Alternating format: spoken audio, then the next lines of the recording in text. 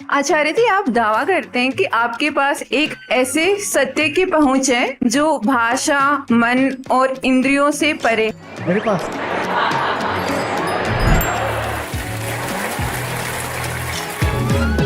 आप कहते हैं कि ज्योतिष का कोई वैज्ञानिक सबूत नहीं है, इसलिए वो ठीक नहीं है। ऐसे तो अद्वैत वेदांत का भी कोई साइंटिफिक प्रूफ नहीं है।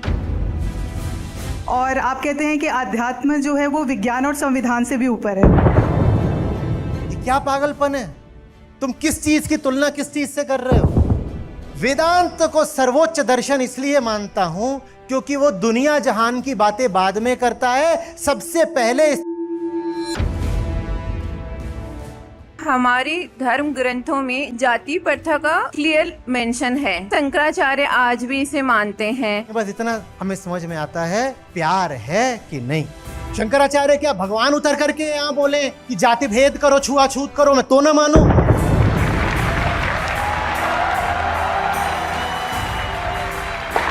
अब मैं सुनने में थोड़ा पारंपरिक गुरु जैसा लगूंगा, लेकिन आपने पूछा है तो बोल लेने दो, क्योंकि इस भाषा में मैं आमतौर पर बोलता नहीं हूं। गुरु पर जो सचमुच पूरी तरह आश्रित हो जाए,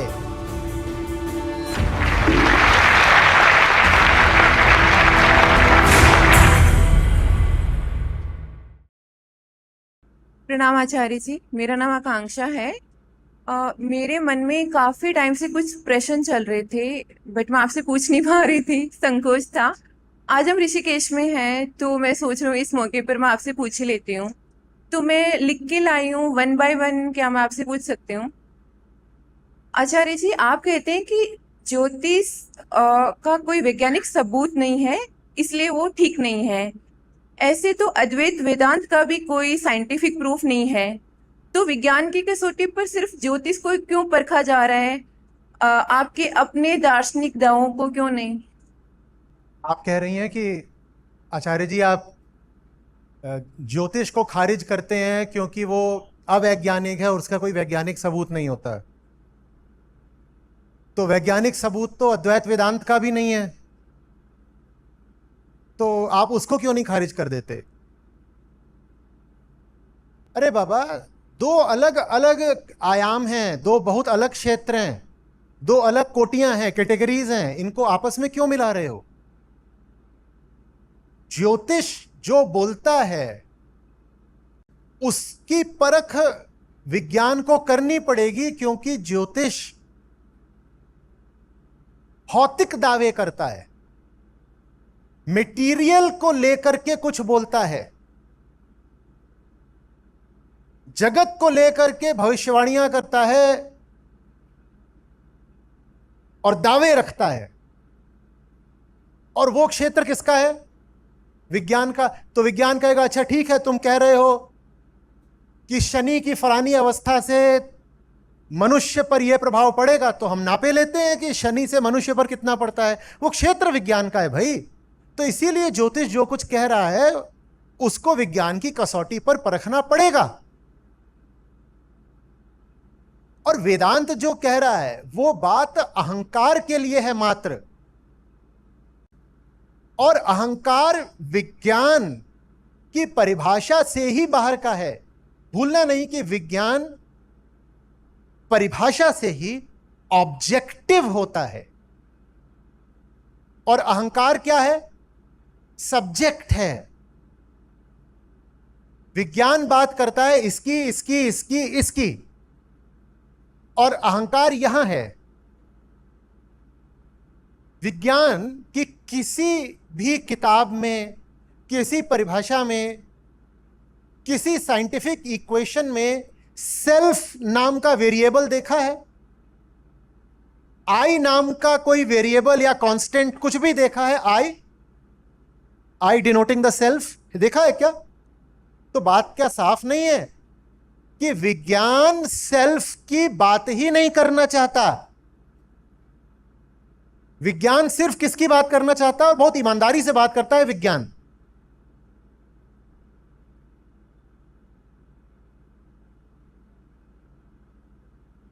मैं हूं और ये टेबल है, ठीक है? विज्ञान सीधे सीधे कह देगा कि आप दोनों के बीच में एक बल लगेगा और साधारण सी उसकी वो इक्वेशन दे देगा Gm1m2/r²। मान लो कि मेरा वजन है 80 किलो और मान लो कि इनका वजन भी है 80 किलो। ये टेबल है, इसका कुछ मास है, कांस्टेंट है। मैं खड़ा हूं तो विज्ञान के लिए मैं भी एक मास हूं, सेल्फ नहीं हूं। मैं खड़ा हूं तो जितना फोर्स होगा, इनको यहां खड़ा कर दिया जाए, ये भी 80 किलो की है, उतना ही होगा। भले ही यहां पर आई इनके आई से बहुत अलग हो, कोई फर्क नहीं पड़ता। बुद्ध 80 किलो के हों और अंगुलीमाल भी 80 किलो का हो, दोनों पर ग्रेविटेशनल पुल बराबर लगेगा, क्योंकि विज्ञान को क्वालिटी ऑफ सेल्फ से कोई मतलब नहीं है। बात समझ में आ रही है?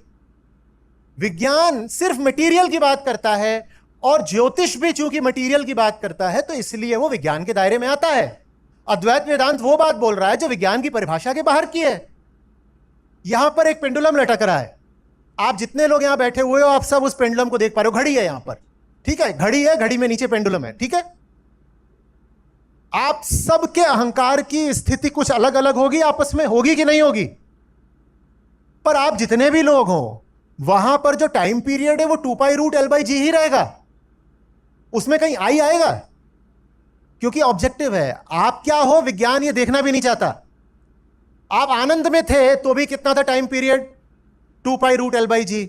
आप घोर दुख में हो तो भी टाइम पीरियड कितना है? 2π√L/g। सेल्फ की अवस्था पूरी बदल गई, जो जबरदस्त आनंद में था, सच्चिदानंद में था, वो नारकीय दुख में चला गया, तो वो तब भी 2π√L/g ही रहा। तो अद्वैत वेदांत जो बात कर रहा है वो विज्ञान की परिभाषा के बाहर की है। तो अगर कोई कहे कि आचार्य जी आप जितने दावे कर रहे हो विज्ञान तो उनका समर्थन नहीं करता, अरे विज्ञान ना उनका समर्थन कर सकता है ना विरोध कर सकता है। जो दावे करे जा रहे हैं वो विज्ञान की परिधि के बाहर के हैं, और जो दावे करे जा रहे हैं वो किसी आकाशीय सत्ता से नहीं करे जा रहे, वो दावे प्रति व्यक्ति के जीवन के अपने अनुभव हैं। वेदांत बात करता है दुख की, बंधन की, छल की, भ्रम की, और फिर आनंद और मुक्ति की। क्या ये आप सबके अपने अनुभव नहीं है? बोलिए, तो इसमें दावे जैसी क्या बात है? ये कोई ये थोड़ी कहा जा रहा है कि सिर्फ मैं अमेरिका गया था और सिर्फ मैंने स्टैच्यू ऑफ लिबर्टी देखी है, तो मैं तुमको दावे के साथ बता रहा हूं कि वो संगमरमर की है, और तुम सबको मानना पड़ेगा क्योंकि जो मैंने देखा है वो सिर्फ मैंने देखा है, तुम में से किसी ने नहीं देखा है। वेदांत जो बात कर रहा है भाई वो आप सबकी है, उसमें कोई दावा क्या करेगा अथॉरिटी बन के? आपको सुख दुख बंधन नहीं पता है क्या? आप नहीं छटपटाते हो क्या मुक्ति के लिए? तो सारी बातें आपकी हैं। तो वेदांत के दावों को विज्ञान तो नहीं परख सकता, पर इंसान परख सकता है।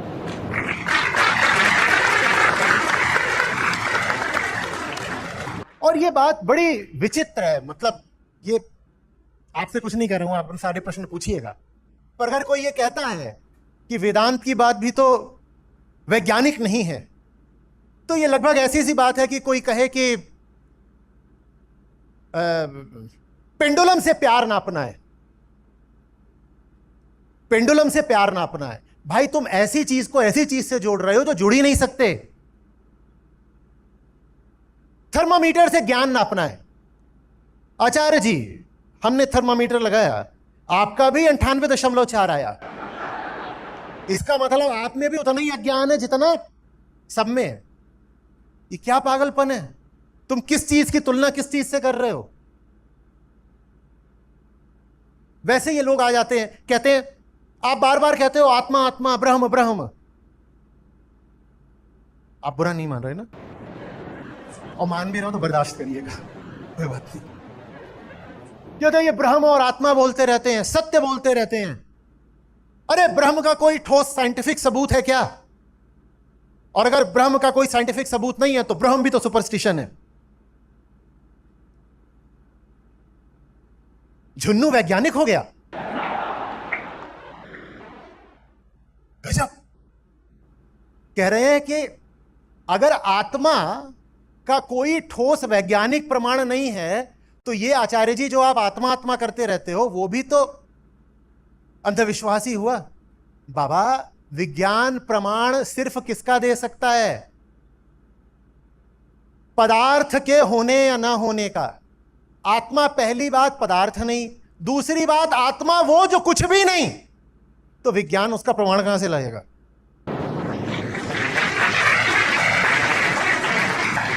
आत्मा तो एक अनुपस्थिति का नाम है, एक एब्सेंस का नाम है। विज्ञान उसका प्रमाण कहां से ले आएगा? कुछ हो तो उसका प्रमाण दिया जा सकता है। आत्मा की बात तो हमेशा नकार की भाषा में, नेति नेति की भाषा में होती है, तो आत्मा का कौन प्रमाण ले आएगा? लड्डू होती आत्मा तो उसका प्रमाण ले आते, या छाती में कोई गांठ होती, कोई सिस्ट होता, कोई ट्यूमर होता, तो उसका प्रमाण भी विज्ञान ले आ देगा। अहंकार को ही नहीं खोज सकता विज्ञान, तो आत्मा को कहां से खोजेगा? विज्ञान सिर्फ किसको खोज सकता है? वो जिसकी मटेरियल प्रॉपर्टीज हो, जिसका मास हो, हाँ, जिसकी टाइम में कुछ स्टेबिलिटी, ड्यूरेबिलिटी हो, जिसको किसी इंस्ट्रूमेंट से मेजर करा जा सकता हो, सिर्फ उसको विज्ञान कहेगा कि वो है। ऐसे समझ लो कि जो कुछ तुम्हारी इंद्रियों में आता है ना, बस वही विज्ञान का क्षेत्र है। तुम्हारी इंद्रियों में भौतिक पदार्थ आते हैं और तुम्हारे मन में परिभाषाएं आती हैं, तो यही विज्ञान का क्षेत्र है। विज्ञान और इंद्रियां, इंद्रियों में मन को भी शामिल कर रहा हूं, मन बुद्धि सब, अंतःकरण, विज्ञान और इंद्रियां एक साथ चलते हैं। आत्मा क्या इंद्रियों का विषय है? जब आत्मा इंद्रियों का विषय नहीं तो आत्मा विज्ञान का विषय कहां से हो गया? पागल, ये कैसा बुद्धू जैसा सवाल है? आपको बुद्धू नहीं बोल रहा। बोलिए। आचार्य जी, मेरा अगला सवाल ये है कि कई बार आपने सेशंस में कहा है कि अगर आपकी फेवरेट फिलॉसफी पूछी जाए तो वो वेदांत है, और संयोग से आप हिंदू परिवार में जन्मे हैं। अगर आप मुस्लिम या ईसाई परिवार में पैदा होते तो क्या वेदांत आपकी फेवरेट फिलॉसफी होती? और अगर नहीं तो फिर वेदांत की सर्वश्रेष्ठता के दावे की निष्पक्षता की पुष्टि मैं कैसे करूं? तो मैं ये कह रहा हूं कि वेदांत को मान लो क्योंकि मैं हिंदू हूं, तुम्हें मानना पड़ेगा क्योंकि मैं हिंदू हूं, और हिंदू ही नहीं हूं, अरे ब्राह्मण हूं, और ब्राह्मण ही नहीं हूं, शांडिल्य गोत्र है, ब्राह्मणों में भी उच्च गोत्रीय हूं। मानो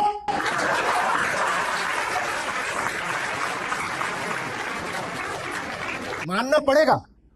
ये बोल रहा हूं, या आपके सामने आपके दिल की बात रख रहा हूं, आपको अपना वंश बता रहा हूं, या आपके जीवन में आपके साथ आकर बैठ रहा हूं?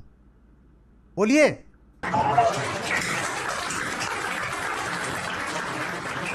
मेरे हिंदू या होने से ना होने से मेरी बात पर क्या फर्क पड़ जाता है? ये ऐसी सी बात है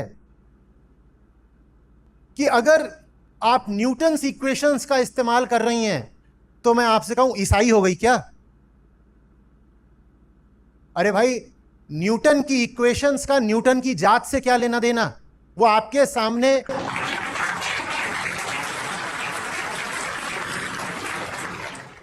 सामने प्रमाण के साथ कुछ तर्क रख रहा है। वो आपसे ये थोड़ी कह रहा है मेरी बात इसलिए मानो क्योंकि मैं क्रिश्चियन हूं। वो ये कह रहा है क्या? वो आपको अपनी ईसाइयत नहीं दे रहा, वो आपको अपनी डिराइव्ड इक्वेशंस दे रहा है from fundamental principles which come from general observations. सेब सिर्फ न्यूटन के लिए नहीं गिरता, आपके लिए भी गिरता है। ग्रेविटी सिर्फ न्यूटन को नहीं खींचती, आपको भी खींचती है। कैलकुलस में बात जो न्यूटन ने समझाई है वो कोई डिवाइन रेवलेशन नहीं है, वो फर्स्ट प्रिंसिपल्स का डिमॉन्स्ट्रेशन है। ऐसा डिमॉन्स्ट्रेशन जिसको आप भी इंडिपेंडेंटली वेरीफाई कर सकते हो। मैं भी आपसे जो बात बोल रहा हूं वो मेरे हिंदू होने से थोड़ी आ रही है। मैं आपसे वो बात बोल रहा हूं जो जनरल है, सार्वजनीन है, आपके जीवन की है, आप खुद उसकी पुष्टि कर सकते हो। अब आप पूछो कि अच्छा ठीक है, चलिए ये सब बातें तो आपने बोल दी, तो वेदांत ही क्यों चुना है? कारण बहुत सीधा है, आत्मा। और कितनी बार तो ये बोल चुका हूं, दिखा दो कोई और दर्शन जिसके केंद्र में आत्मा हो।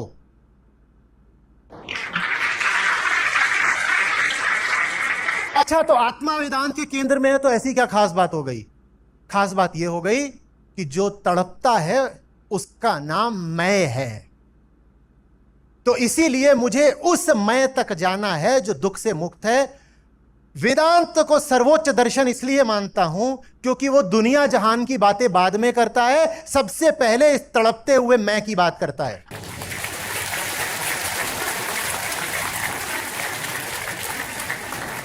और कोई वजह नहीं है, बल्कि मुझे ये सुन के बड़ा अद्भुत लग रहा है कि आचार्य जी वेदांत की बात इसलिए करते हैं क्योंकि हिंदू हैं।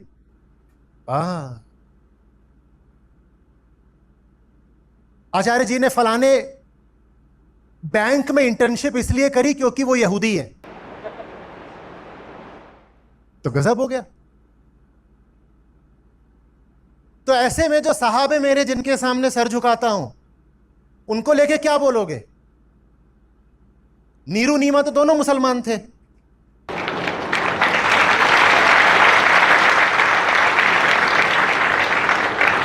बोलो।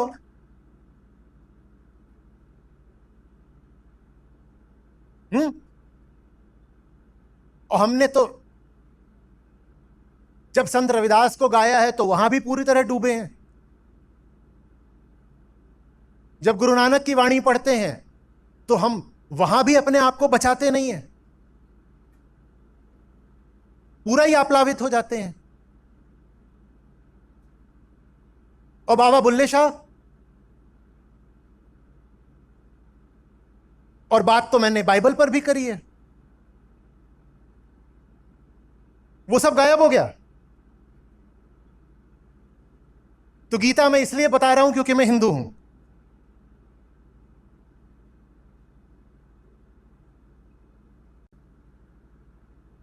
बाबा, वेदांत आपको आपके केंद्र तक ले जाता है, अहम को आत्मा तक ले जाता है।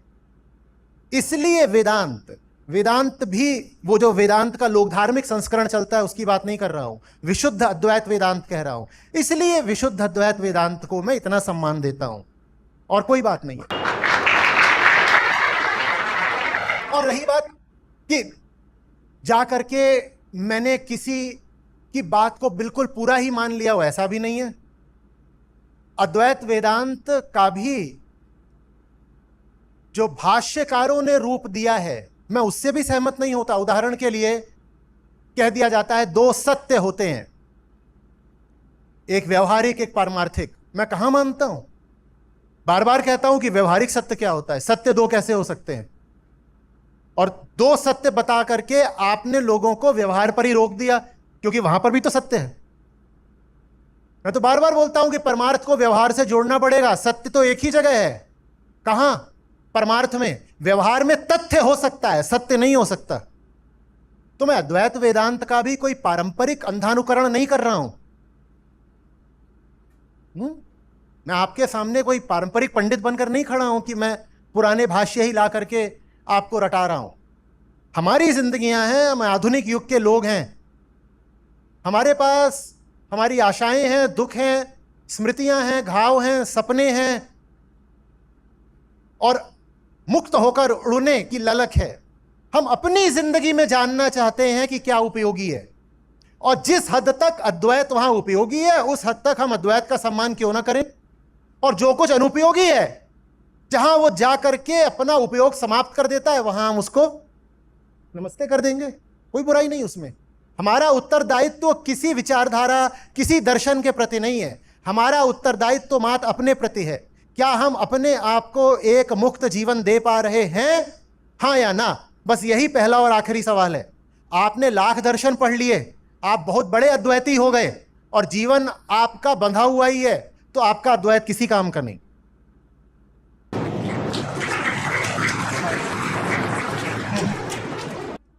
आचार्य जी, मेरा अगला सवाल ये है कि हमारी धर्म ग्रंथों में जैसे ऋग्वेद, पुराण, स्मृति, उपनिषदों में जाति प्रथा का क्लियर मेंशन है, और चारों शंकराचार्य आज भी इसे मानते हैं, और आप कहते हैं कि ये सनातन धारा की एक अशुद्धि है।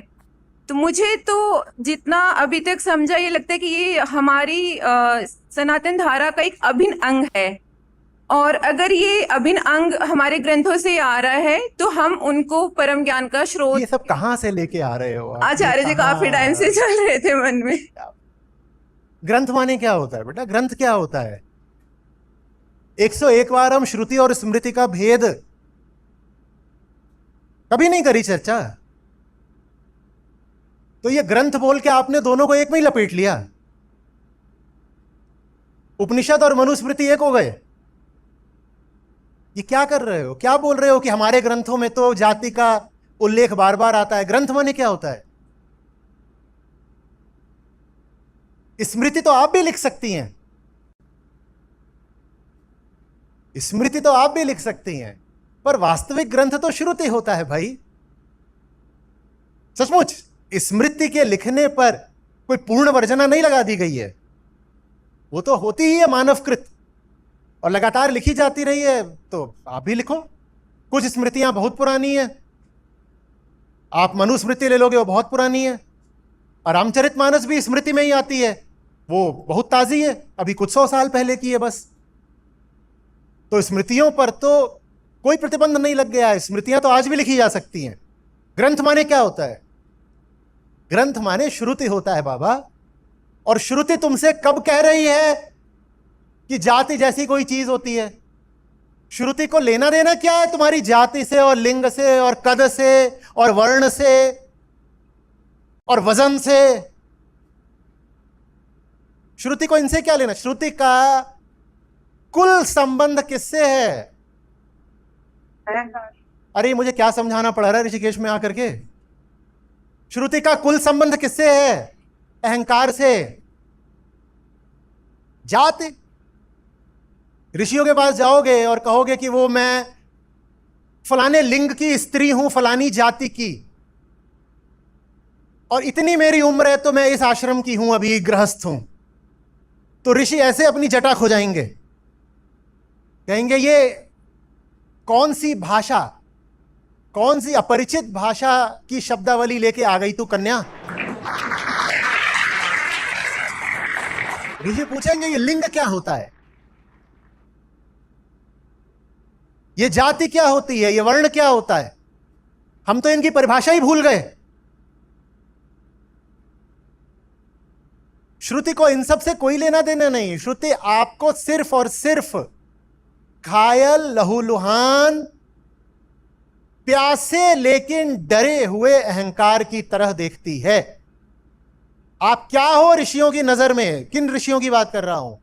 जो श्रुतिकार हैं, जो मंत्र दृष्टा ऋषि हैं। उनकी दृष्टि में आप सिर्फ और सिर्फ एक लहूलुहान चेतना मात्र हो और कुछ नहीं। आप उनके सामने अमीर बन के खड़ी हो जाएंगी, उनको अमीरी समझ में आएगी ही नहीं। उनका कंपाइलर इस इनपुट को प्रोसेस ही नहीं कर पाएगा। आप कहोगे रिच रिच रिच, वो कहेगा सिंटेक्स एरर। हमें समझ में ही नहीं आ रहा रिच माने क्या होता है। हमें बस एक बात समझ में आती है, तुम्हारे अहंकार की अभी हालत कैसी है, तुम में तड़प कितनी है, वो बस ये पूछते हैं और नहीं पूछते कुछ आपसे। आप कहोगे मैं 4 बच्चों की अम्मा हूं, वो कहेंगे हमें समझ में ही नहीं आ रहा। आप कहोगे नहीं मैं विवाहित ही नहीं हूं, वो कहेंगे ये भी हमें समझ में नहीं आ रहा। आप कहोगे अरे मैं पुण्यात्मा हूं, सिंटेक्स एरर, बैड इनपुट। आप कहोगे अरे मैं दुराचारिणी हूं, मैं महापापिनी हूं, वो कहेंगे हमें यह भी समझ में नहीं आ रहा। आप कहोगे मैंने जीवन भर शुभ किया है, वो कहेंगे नहीं समझ में आ रहा। आप कहोगे मैंने जीवन भर अशुभ किया है, नहीं समझ। आप कहोगे मैं सबसे ऊंची जात की, सबसे ऊंचे वर्ण की हूं, नहीं आ रहा। आप कहोगे मैं अछूत हूं, मैं तो वर्ण व्यवस्था से ही परित्यक्त हूं, तो कहेंगे हमें यह भी नहीं समझ में आ रहा। तो अब आप खींच जाओगे और खिंचा के पूछोगे ये तो समझ में क्या आता है? वो कहेंगे बस इतना हमें समझ में आता है कि प्यार है कि नहीं।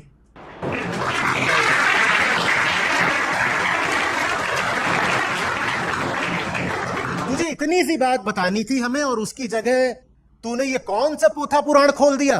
मेरे पास इतने पैसे हैं, मेरे पास इतने पति हैं, मेरे पास इतने बच्चे हैं, मेरे पास इतनी डिग्रियां हैं, ऐसा अनुभव कर दिया, मैंने ऐसे पुण्य संचित करे हैं। तू ये क्या मेरे सामने पोथा खोल के बैठ गई?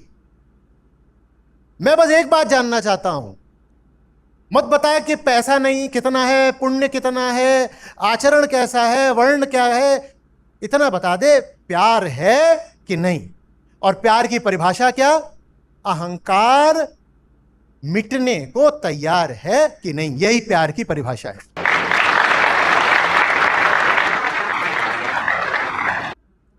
तो ये कहां का प्रोपेगेंडा है कि हमारे तो सारे ग्रंथ जाति से भरे हुए हैं? ये प्रोपेगेंडा वही चला सकते हैं जिन्होंने श्रुति ग्रंथ कभी खोल के ही नहीं देखे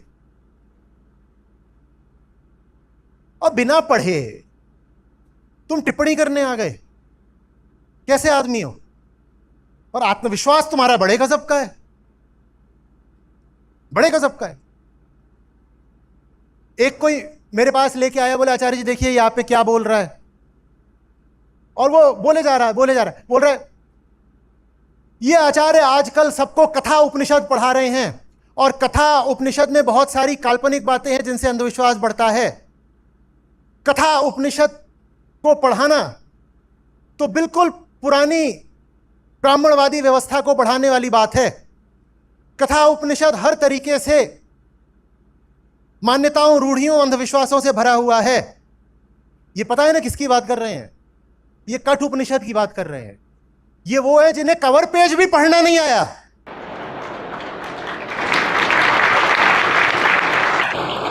अंग्रेजी में कहीं खोल करके इन्होंने कठ को KATHA पढ़ लिया और उसको ये कथा उपनिषद बताए जा रहे हैं।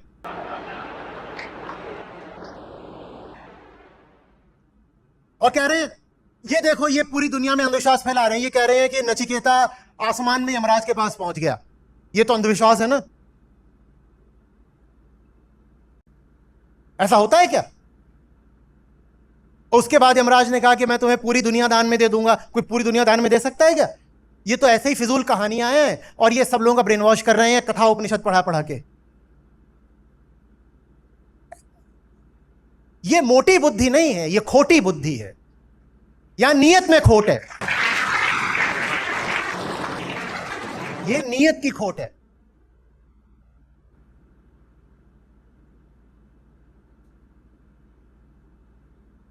तुम्हें सिंबॉलिज्म समझ में नहीं आता, तुम्हें प्रतीकात्मकता का अर्थ कुछ पल्ले नहीं पड़ता। हर चीज लिटरल नहीं होती। तुम जैसी बात कर रहे हो तो मेरे सामने पढ़ोगे तो मैं तुमसे यही कहूंगा जा जाके मर, तो तुम मर तो नहीं जाओगे क्योंकि तुम जानोगे कि बात प्रतीकात्मक है। अपने लिए तो तुम समझ जाते हो कि हर शब्द का वही अर्थ नहीं होता जो शाब्दिक है। कुछ बातें संकेतों में कही जाती हैं, मेटाफोरिकल होती हैं। आजकल उसका दिमाग आसमान पे चढ़ा हुआ है, इसका मतलब उसने अपने ब्रेन को स्पेस स्टेशन भेज दिया है। नचिकेता यमराज के पास गया, इसका मतलब यह थोड़ी है कि यमराज कोई पर्टिकुलर लोक होता है, किसी गैलेक्सी में है वो चला गया। बात सांकेतिक है और ऐसा नहीं है कि तुम नहीं जानते संकेतों का अर्थ। संकेतों का अर्थ नहीं जानते तो फिर जब तुम्हें आंख मारती है तो खुश क्यों हो जाते हो? फिर तो तुम्हें यही सोचना चाहिए कि उसकी आंख में कुछ बीमारी है, दवाई लेके चले जाओ। जानते तुम भी भली भांति हो कि जीवन संकेतों पर चलता है,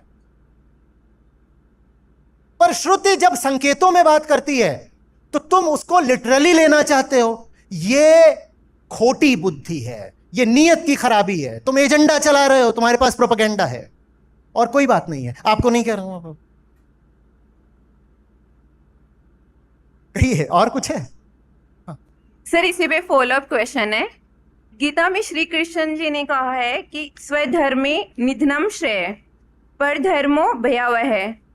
पारंपरिक भाष्यकार भी इसे जन्म की जाति से जोड़ते हैं, आप इसे स्वभाव और गुण से जोड़ते हैं।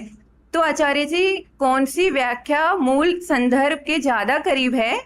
और मैं ये जानना चाहती हूँ कि आप इसे पुनर्व्याख्या कहेंगे बजाय कि असली अर्थ श्लोक का? पुनर्व्याख्या करने की क्या जरूरत है?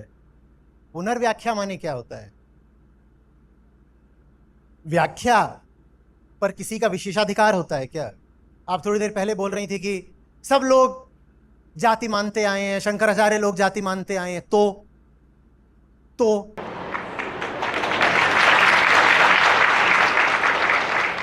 कोई कुछ मानता हो, कोई कुछ व्याख्या करता हो, मेरा विवेक जो मुझे बताएगा वो है ना।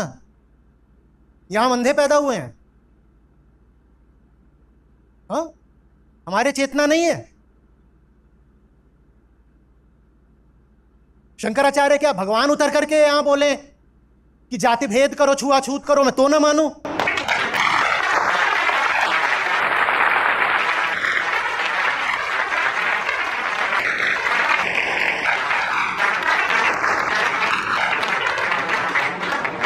ये बार बार क्या बात है कि आप जो व्याख्या दे रहे हैं वो पारंपरिक व्याख्या से अलग है। अलग है तो ताली बजाओ ना, मैं कुछ नया कर रहा हूं।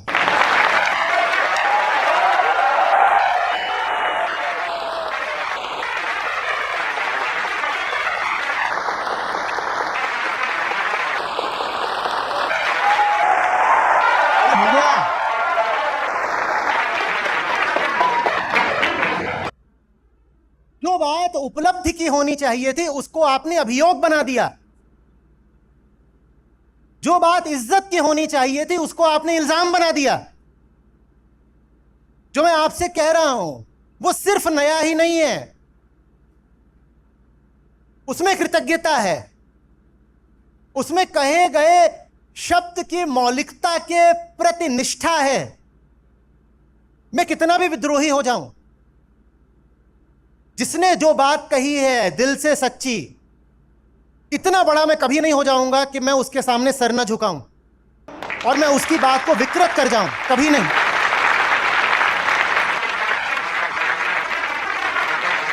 अरे भाई, श्रुति नहीं मानती जाति को। मेरे आसपास का समाज मानता है जाति को, बिल्कुल मानता है जाति को, पर मेरे इतनी औकात नहीं कि मैं अपने पूर्वाग्रह ले जाकर के श्रुति के ऊपर डाल दूं। ये नहीं करने वाला, मैं कभी भी नहीं करने वाला। इतनी कृतज्ञता सब में होनी चाहिए।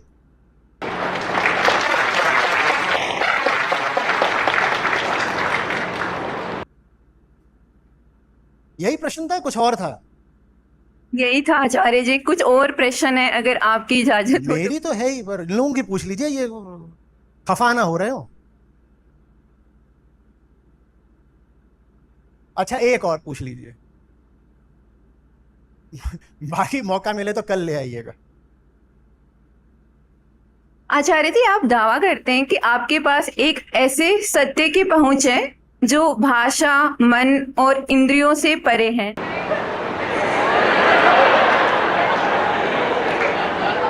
मेरे पास, अरे मेरे पास ठीक से पीने के लिए चाय भी नहीं है। आज मैं आप लोगों के पास 5:30 बजे आना चाहता था, 6 बजे बताओ क्यों आया? मेरी पैंट फाड़ दी। जिसके पास पतलून नहीं, उसके पास एक विशेष सत्य कहां से होगा भाई? मजाक नहीं कर रहा हूं, सचमुच। ली और 2 लोगों ने मिल करके उस पर एकदम बिल्कुल एक ने इधर से एक से इधर से गुरिल्ला वॉरफेयर कर दिया। पेट कुछ कम हो गया है तो वो ढीली पड़ रही थी, तो एक इधर से खींचने लग गया उसमें बेल्ट, एक इधर से तोड़ ही दिया। उसके बाद इधर से उधर से जाकर के सेफ्टी पिन मंगा रहे हैं, पता नहीं क्या कर रहे हैं, खोस रहे हैं। मैंने कहा तुम रहने ही दो ये पोशाक, मैं अपनी साधारण काली पैंट में चला जाऊंगा।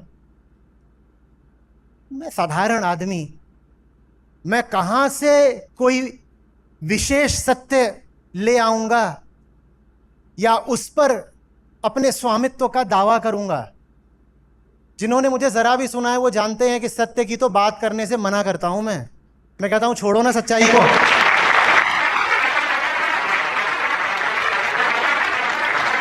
हमारा सरोकार झूठ से है, सच से नहीं है, क्योंकि हमारी जिंदगी में क्या भरा हुआ है? कभी बोला कि मैं तुम्हें सच ला के दूंगा? मुझे ही नहीं है, आपको कहां से ला? ये सब खेल हम नहीं खेलते बाबा, कि मेरे पास सत्य है। और भक्तजनों, अभी यहां से उठा के ऐसे, ये कितना भी गिर जाऊं इतना नहीं गिरने वाला, ये कभी नहीं करूंगा।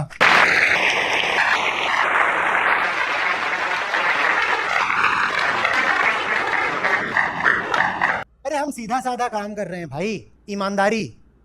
अपनी जिंदगी जैसी है उसको वैसा देखो, और पाओ कि उसमें भ्रम भरा है, कपट भरा है, कोहरा है बहुत सारा, सब धुंधला ही धुंधला है। और कोहरा अगर छंटने लगता है तो हम उसे छंटने नहीं देते, क्योंकि हमारी नीयत खराब है। मैं तो बार बार आपके आगे आकर के अपनी विवशता खड़ी कर देता हूं, कह देता हूं मैं असहाय हूं, क्योंकि प्रेम सिखाया नहीं जा सकता। नीयत अपनी निजी बात होती है, किसी के भीतर नीयत का इंजेक्शन नहीं लगाया जा सकता।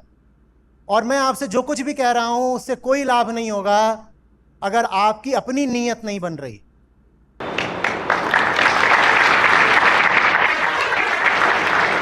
हो गया। धन्यवाद आचार्य जी। कुछ मनन करिएगा और उसके बाद भी प्रश्न बचे हों तो कल आ जाइएगा, ठीक है? हाँ, आगे बढ़िए। आचार्य जी प्रणाम, मेरा नाम पूजा है। आचार्य जी, मैं गीता सत्रों से 3 सालों से जुड़ी हुई हूँ, और जब मैं आपको सुनती हूँ और आपकी बातों को लोगों तक लेकर जाती हूँ तो उनके काफ़ी सारे सवाल होते हैं, जैसे मेरे भी मन में कुछ तर्क उठते हैं। उन्हीं तर्कों का जवाब जानने के लिए मैंने कई बार प्रयास भी किया आपसे सवाल पूछने का, पर हिम्मत नहीं हुई है। आज अवसर मिला है मुझे, तो क्या मैं आप वो 2-3 सवाल रख सकती हूँ आचार्य जी? वैसे ही है सब। वैसे जी, उनमें से कुछ फॉलोअप सवाल हैं आचार्य जी। इसमें सर मेरा एक सवाल था, जैसे कहते हैं आप अध्यात्म को सबसे ऊपर रखने की बात करते हैं, और आप कहते हैं कि अध्यात्म जो है वो विज्ञान और संविधान से भी ऊपर है। पर हम देखते हैं कि जो विज्ञान हमें सच्चाई के द्वारा उसे जानने का अवसर प्रदान करता है। सच्चाई के द्वारा सच को जानने का जी, अवसर। सच का अवसर प्रदान करता है, और संविधान हमें अधिकार देता है। पर अध्यात्म में ऐसा क्या अधिकार है जो इन दोनों से ऊपर है? अपने प्रश्न का उत्तर विज्ञान से मांगो। जब विज्ञान से इस प्रश्न का उत्तर न मिले तो संविधान से मांगो। जाओ। आचार्य जी, एक और सवाल पहले था। समझ में आई बात, एक और कहां जा रहे हो? आपका जो प्रश्न है वो जिस आयाम का है वहां विज्ञान और संविधान जाते ही नहीं, और ये उनका दोष नहीं है, ये उनकी कमी नहीं है, ये उनकी परिभाषा है। संविधान आपसे नहीं कहेगा कि तुम्हारा जीवन तभी सार्थक है जब तुम आंतरिक रूप से मुक्त हो जाओ। इतना तो साफ साफ समझाया था, लगभग कविता कर दी थी, कि दूसरे तुम्हारा शोषण न करें इसके लिए संविधान है, और तुम खुद अपना शोषण न करो इसके लिए अध्यात्म है।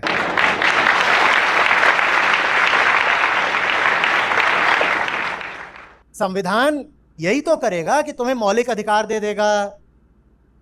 हाँ, सत्ता के जितने स्तंभ होते हैं उन सब की सीमाएं निर्धारित कर देगा, यही सब तो करेगा। ठीक, नागरिक के इतने अधिकार हैं, सरकार के इतने अधिकार हैं।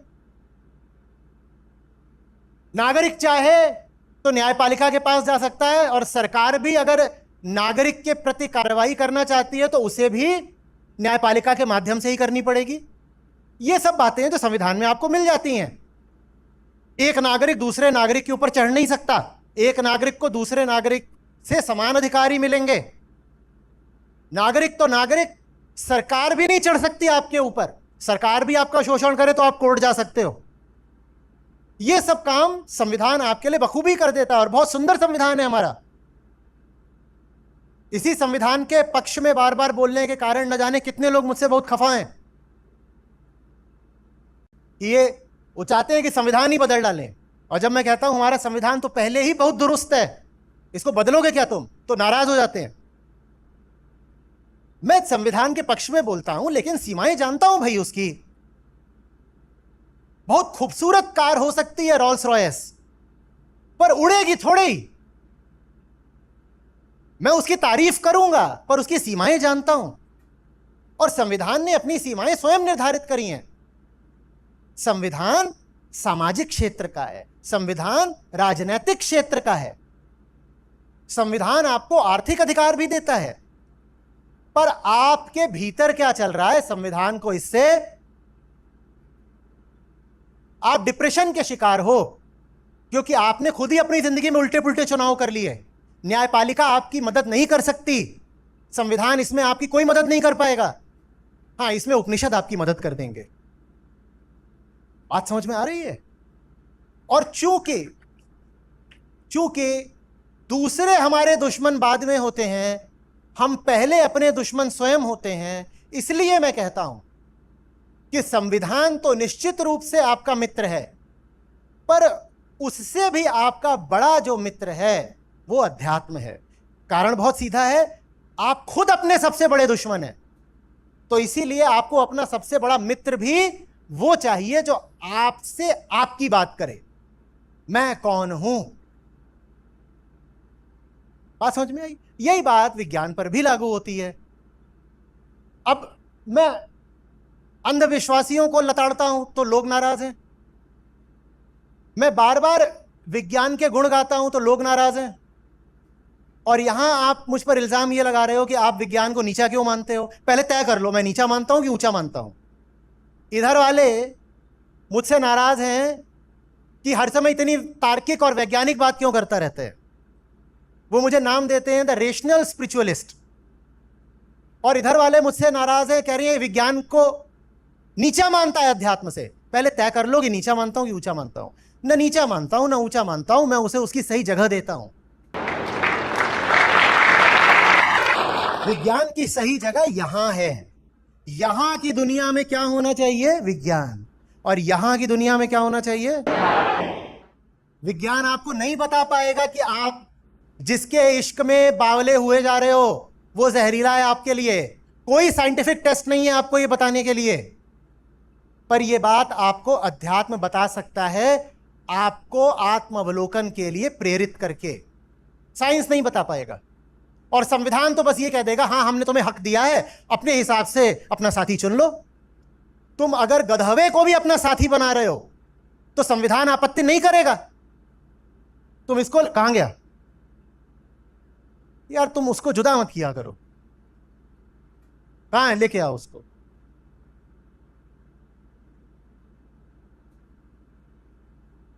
जे है, जे। आप इसको लेकर के जाएं कोर्ट के पास और कहें कि इसे बहाना है, तो कोर्ट आपके संवैधानिक अधिकारों का सम्मान करेगा और आप इसको बहा सकते हो। संविधान आपको नहीं रोकेगा इसको बहाने से। देखो कितना खुश है, बोलो आई लव यू। संविधान आपत्ति नहीं करेगा, जाओ कर लो ब्याह। पर उपनिषद आपसे पूछेंगे तुम कौन हो और क्या बनकर इससे रिश्ता बना रहे हो। कौन सी रिक्तता है और अपूर्णता है तुम्हारे भीतर जो तुम्हें लग रहा है कि यह पूरी कर देगा। यह प्रश्न आपसे संविधान नहीं पूछेगा, उपनिषद पूछेंगे। यह मूल्य है उपनिषदों का। और इसमें मैं संविधान को नीचा नहीं दिखा रहा। हमारा संविधान बहुत ऊंचा है और बहुत सुंदर है। मैं बस आपको संविधान ने अपने लिए जो जगह निर्धारित करी वो जगह बता रहा हूं। संविधान की जगह यहां की दुनिया में है, दिल की दुनिया में नहीं है। बात आ रही है समझ में? इसी तरह से विज्ञान से पूछोगे कि इससे शादी करूं कि नहीं करूं, तो विज्ञान बस इतना कहेगा कि देख लो इसको एड्स वगैरह तो नहीं है। हो भी सकता है, जो कैसे हिल रहा है, इसका ये अश्लील तरीके से हिलना ही बता रहा है, इसे कुछ भी हो सकता है।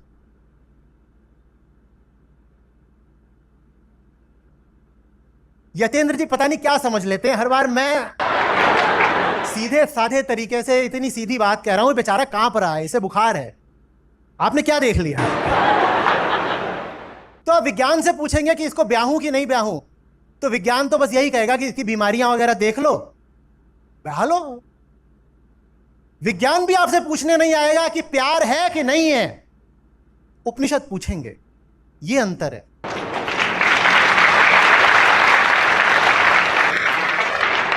विज्ञान में आकर्षण होता है, विज्ञान ऑक्सीटोसिन की बात कर लेगा, डोपामीन की बात कर लेगा, टेस्टोस्टेरोन की बात कर लेगा, एड्रीनलिन की बात कर लेगा, लेकिन विज्ञान प्रेम की बात नहीं कर सकता, क्योंकि प्रेम रासायनिक नहीं होता, हार्मोनल नहीं होता।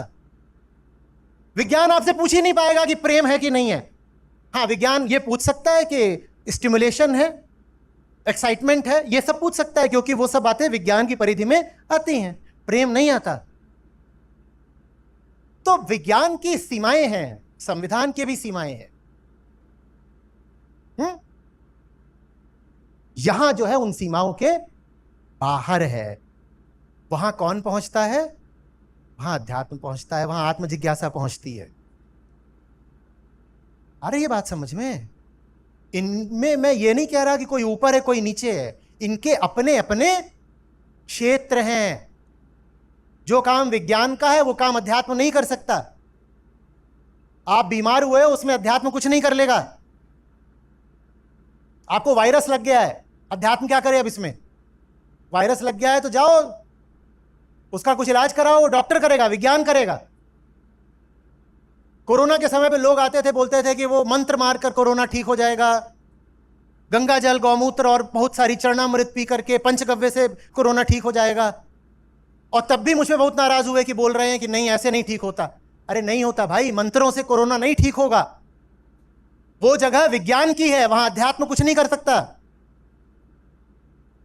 जो जगह जिसकी है वो जगह देना सीखो, ठीक है? आचार्य जी, एक सवाल और था मेरा, पूछ सकती हूँ? जी, सवाल था मेरा गुरु और उनकी निर्भरता पर। आचार्य जी, आप स्वतंत्रता की बात करते हैं, पर लोग कहते हैं कि करिए करिए।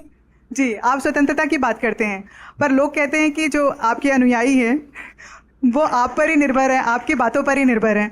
उन्हें कहीं भी कोई व्याख्या देनी होती है तो आप पर निर्भर हो जाते हैं। तो आचार्य जी, ये स्वतंत्रता है या निर्भरता है? क्या सही गुरु वो नहीं होना चाहिए जो अपने शिष्य को भी स्वतंत्र कर दे? अरे मैं स्वतंत्र तो अभी कर दूं, पर मेरे स्वतंत्र करने से वो स्वतंत्र नहीं होने वाले, वो वहीं जाकर परतंत्र हो जाएंगे जहां वो पहले परतंत्र थे।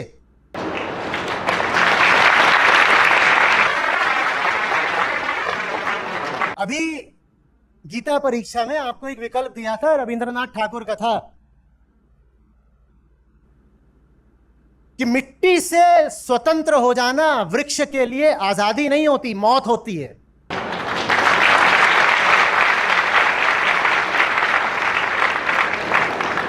डॉक्टर यहां बैठे हैं, कौन कौन डॉक्टर हैं? जरा उठाइएगा हाथ। बाप रे, इतने सारे। चलो ठीक। तो इनके मरीजों को इनकी दवाइयों से स्वतंत्र क्यों नहीं कर देती आप? इनके मरीज क्यों आश्रित हैं इनकी दवाइयों पर? बोलो, नहीं होना चाहिए। डॉक्टर हाय हाय, डॉक्टर हाय हाय, डॉक्टर हाय हाय। मैं फ्री थिंकर हूं, मुझे जो मन में आएगा मैं खाऊंगा। मैं तुम्हारी दवाई क्यों खाऊं? मैं तुम पे डिपेंडेंट क्यों हो जाऊं कि जो तुमने प्रिस्क्राइब करा है मैं वही खाऊंगा? डॉक्टर हाय हाय। ये डॉक्टर अथॉरिटी बनकर हमको मेंटली एनस्लेव कर रहा है। मैं तेरी बताई दवाई क्यों खाऊं? डॉक्टर हाय हाय। अगर तुम स्वस्थ होते तो डॉक्टर प्रिस्क्रिप्शन भी नहीं देता।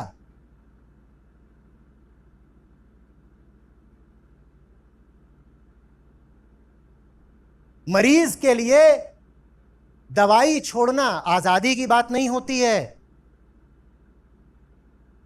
पागलपन होता है। पर जब अहंकार ये मानने को तैयार ही ना हो कि वो मरीज है, तो वो दवाई को भी फिर बंधन कहेगा। कुल मिलाकर के दावा यह है कि मैं जैसा हूं ठीक हूं, मुझे दवाई क्यों दे रहे हो? तुम्हारी दवाई नहीं है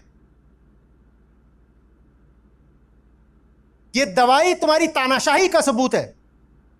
तुम चिकित्सक नहीं हो, तुम हुक्मरान हो। मैं नहीं ले रहा तुम्हारा प्रिस्क्रिप्शन। चलो सब मिल करके सामूहिक दहन करते हैं प्रिस्क्रिप्शंस का। अपने अपने प्रिस्क्रिप्शंस लेके आओ, सब मिलके आग लगाते हैं। क्योंकि ये डॉक्टर कौन होता है बताने वाला कि मेरे मुंह के अंदर क्या जाएगा और कितने बजे जाएगा और कितना जाएगा? मेरी मर्जी। तू दवाई का पूरा डब्बा लेके आ, मैं पूरी अभी खाऊंगा। क्यों रे, है ना? एक तो ये बता रहा है क्या खाना है, दूसरे बता रहा है कब खाना है, ऊपर से ये भी बता रहा है कितना खाना है। इससे बड़ी गुलामी कोई हो सकती है? ऐसी गुलामी सर पे रखिए।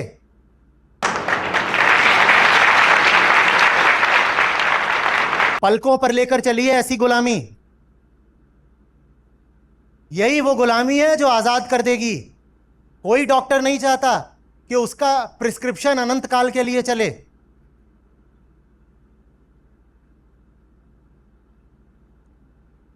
बात आ रही है समझ में?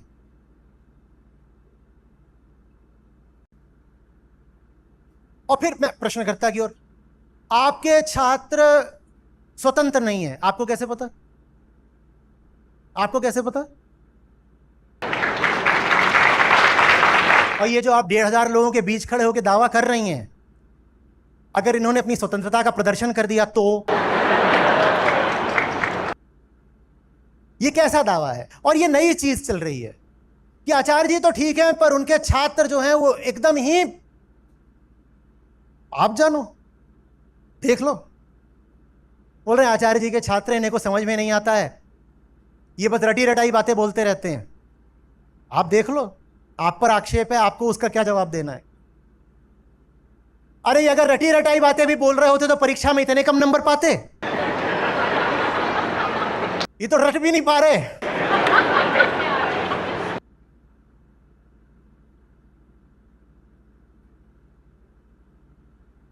अब मैं सुनने में थोड़ा पारंपरिक गुरु जैसा लगूंगा, लेकिन आपने पूछा है तो बोल लेने दो, क्योंकि इस भाषा में मैं आमतौर पर बोलता नहीं हूं। गुरु पर जो सचमुच पूरी तरह आश्रित हो जाए वो अपनी आश्रयता में ही आजाद हो जाता है।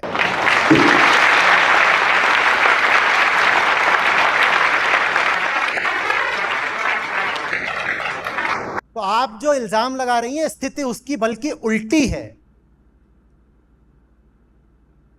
ये सब 2 नहीं 5-5 10-10 नावों पे सवार लोग हैं। कई तो ऋषिकेश आए हैं तो लगे हाथ मौके का फायदा उठा के लोक धर्म के अड्डे भी घूम आए होंगे।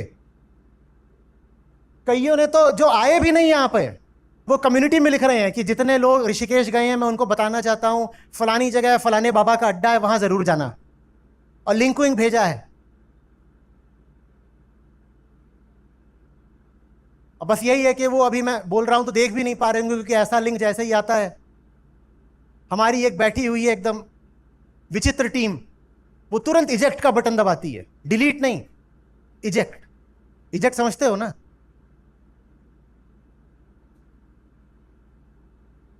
अगर अगला जन्म कुछ होता है तो तब मुलाकात होगी। आप लोग भी अपने व्यवहार का ध्यान रखा करो कम्युनिटी पर। कोई स्पष्टीकरण नहीं दिया जाएगा, बस वो बटन दब जाएगा। कुछ नहीं तो 200-400 लोग रहे होंगे जो यहां आना चाहते थे, उपस्थित नहीं है, और संस्था इन्होंने कोई स्पष्टीकरण भी नहीं दिया। कोई स्पष्टीकरण नहीं दिया जाएगा, कुछ नहीं बताएंगे। समझना चाहते हो कि तुम्हें क्यों नहीं आने दिया गया, तो अपना व्यवहार देख लो, परीक्षाओं के नंबर देख लो, पोस्ट्स में क्या लिख रहे हो ये सब देख लो। हम तुम्हें बताने नहीं आएंगे कि संस्था ने तुम्हें वर्जित क्यों कर दिया या संस्था ने तुम्हें निकाल क्यों दिया। अपने बर्ताव का ख्याल रखो, हम अकाउंटेबल नहीं हैं, और इतना हमारे पास समय भी नहीं है कि 1,00,000-1.5 लाख लोगों में एक एक व्यक्ति को जाकर बताएं कि देखो तुम जो लिख रहे हो उसमें गलत क्या है, तुम जो लिख रहे हो उसमें क्या हानिकारक है और विषैला है, तुम खुद देखो। तुम कोई प्रश्न पूछ रहे हो, तुम कोई आपत्ति कर रहे हो, तुम कोई इल्जाम लगा रहे हो, अरे दे तो दिया फ्रेमवर्क, पहले वहां जाकर पूछ लो। तुम कहीं किसी बाबा की किसी गुरु की कोई कोटेशन ला करके डाल रहे हो, उसको भी फ्रेमवर्क से गुजार लो, फ्रेमवर्क खुद ही उसकी धज्जियां उड़ा देगा। उल्टे तुम वो सब ला करके कम्युनिटी पर डाल रहे हो, कम्युनिटी में जहर घोल रहे हो। उसके बाद तुम कहते हो अरे पर मुझे ऋषिकेश क्यों नहीं आने दिया, ताकि तुम यहां आकर के जो बैठे हैं उनके सम्मुख खड़े होकर के जहर घोलो। अभी तो कम्युनिटी पर ही कर रहे थे वर्चुअली, अब फिजिकली भी करना चाहते हो, नहीं करने देंगे, नहीं आने देंगे। ठीक कर रहे हैं ना?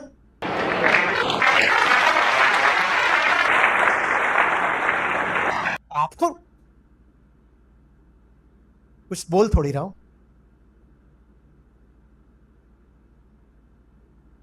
लेकिन देखो बात में एक कोण से दम है।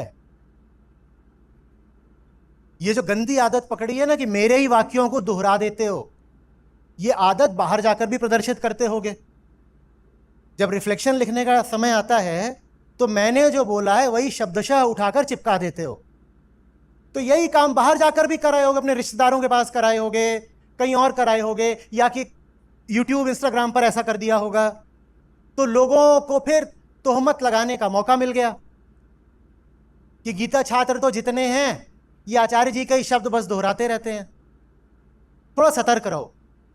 हम जो काम कर रहे हैं ना वो बहुत नायाब है, बहुत अनूठा है, और हर आदमी उस पर कीचड़ उछालने को बेताब है। बाहर जाकर जो कुछ भी करते हो ये ध्यान रहे कि मेरे प्रतिनिधि हो, ध्यान रहे कि कोई तुम्हें तुम्हारे नाम से नहीं पढ़ रहा है, तुम्हारे नाम के माध्यम से मुझे देखा जा रहा है।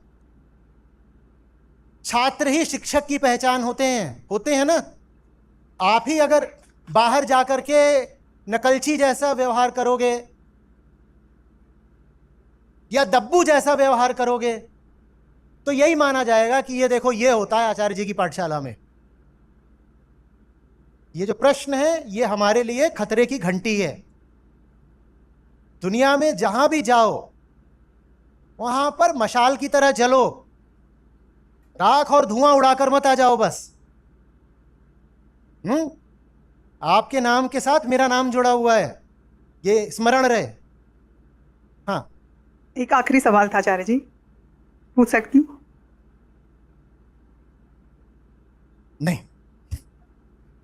नहीं, लोगों को खाना खाना है, 10-20 हो गया है। अब सुबह हमें ज़्यादा मौका मिलेगा क्योंकि वो लाल कालीन नहीं बिछने वाली, वो बहुत ज़्यादा हो गया है। तो इसका मतलब ये है कि आज हम सुबह शुरू कर पाए थे लगभग 5:30 बजे। जब 5:30 बजे शुरू कर पाए थे तो 7 बजे रुके थे, ठीक है। और 7 बजे आप बाहर निकले तो आपने पाया होगा कि धूप आने लग गई थी। मैं चाहता हूं कि आप 6 बजे ही बाहर निकल जाए। कैसा लग रहा है सुनने में? ये तो इसके लिए हमें 4 बजे शुरू करना पड़ेगा। ये कैसा लग रहा है सुनने में? उसके लिए आपको यहाँ पे 3:45 आना पड़ेगा। आ जाइएगा ताकि 4 बजे शुरू कर लें। 4 बजे शुरू करेंगे तो आप 6 बजे बाहर निकल पाओगे। अप्रैल के महीने में 6 बजे का ही समय है जब आपको ऋषिकेश वैसा मिलेगा जैसा मिलना चाहिए। और भूलिएगा नहीं, रविवार है तो दुनिया भर की भीड़ आकर के यहाँ बैठी हुई है। जैसे जैसे दिन चढ़ता जाएगा वैसे वैसे लोग बढ़ते जाएंगे। तो 6 बजे का समय हम पकड़ लेते हैं कि 6 बजे हम सत्र रोक देंगे, ठीक है। उसके लिए जल्दी आ जाइएगा। आपको खुशी होगी इस नाते जो हमारी अपनी ऐप है जिसमें हमारे गीता और बाकी सब कार्यक्रम चलते हैं। यहाँ पर बुद्ध हैं, गीता है, उपनिषद हैं, अष्टावक्र हैं। ये मुझे मिले, मेरी ज़िंदगी बदली, ये तुम्हें मिलेंगे, तुम्हारी ज़िंदगी भी बदलेगी। सच पूछिए तो मतलब लाखों नहीं तो कम से कम हज़ारों ज़िंदगियाँ तो हैं जो बिल्कुल बदली हैं। 2 लाख से अधिक गीता प्रतिभागियों के साथ जुड़े आचार्य प्रशांत ऐप पर पहला महीना बिल्कुल फ्री गीता मिशन का पूरा एक्सेस। ऐप पर आपको मिलेंगे नियमित लाइव सत्र, हर दिन आचार्य प्रशांत के विशेष संवाद, गीता कम्युनिटी का एक्सेस, गीता परीक्षा, चयनित समाचार, ऑडियो बुक्स, कोट्स और भी बहुत कुछ। गूगल प्ले स्टोर या एप्पल ऐप स्टोर पर आचार्य प्रशांत सर्च करें और अभी डाउनलोड करें।